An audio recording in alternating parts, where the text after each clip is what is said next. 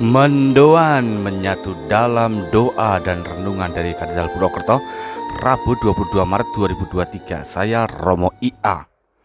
Selamat pagi saudari-saudara, berkah dalam. Bersyukur atas karunia Tuhan dengan memberikan hari baru pagi ini. Mari kita sekarang siapkan dengan bekal rohani hidup kita yang bersumber dari sabda Injil Yohanes bab 5 ayat 17-30. Dalam nama Bapa dan Putra dan Roh Kudus, amin. Tuhan bersamamu dan bersama rohmu.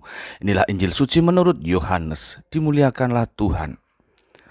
Sekali peristiwa, Yesus berkata kepada orang-orang Yahudi, "Bapakku bekerja sampai sekarang, maka aku pun bekerja juga." Karena perkataan itulah orang-orang Yahudi lebih berusaha lagi untuk membunuh Yesus. Bukan saja karena Yesus meniadakan hari Sabat, tetapi juga karena Yesus mengatakan bahwa dia adalah Bapaknya, bahwa Allah mereka katanya. "Aku berkata kepadamu, sesungguhnya anak tidak dapat mengerjakan sesuatu dari dirinya sendiri, jikalau ia tidak melihat Bapa mengerjakannya. Sebab apa yang dikerjakan Bapa, itu juga yang dikerjakan anak. Sebab Bapa mengasihi anak, dan ia menunjukkan kepadanya segala sesuatu yang dikerjakannya sendiri. Bahkan ia akan menunjukkan kepadanya pekerjaan yang lebih besar lagi daripada pekerjaan-pekerjaan itu, sehingga kamu menjadi heran. Sebab sama seperti Bapa membangkitkan orang-orang mati dan menghidupkannya, demikian juga anak menghidupkan siapa saja yang dikehendakinya. Bapa tidak menghakimi siapapun, melainkan telah menyerahkan penghakiman itu seluruhnya kepada anak, supaya semua orang menghormati anak sama seperti mereka menghormati Bapa. Barang siapa tidak menghormati anak, ia juga tidak menghormati Bapa yang mengutus dia. Dan aku berkata kepadamu, sungguh, barang siapa mendengar perkataanku dan percaya kepada dia yang mengutus aku, dia mempunyai hidup kekal dan tidak turut dihukum, sebab ia sudah pindah dari dalam maut ke dalam hidup.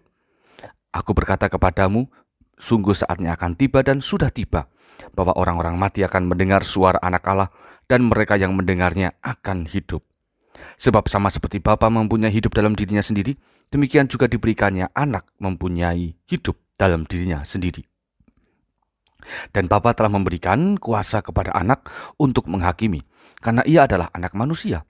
Janganlah kamu heran akan hal itu, sebab saatnya akan tiba bahwa semua orang yang di dalam kubur akan mendengar suara anak, dan mereka yang telah berbuat baik akan keluar dan bangkit untuk hidup yang kekal.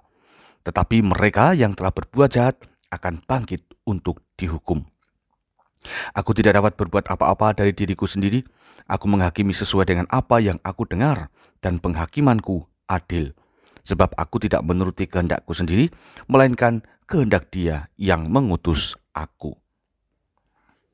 Demikianlah sabda Tuhan.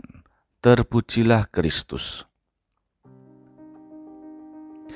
Ketaatan kepada Allah, inilah yang diusung oleh Yesus dalam segala karya di dunia.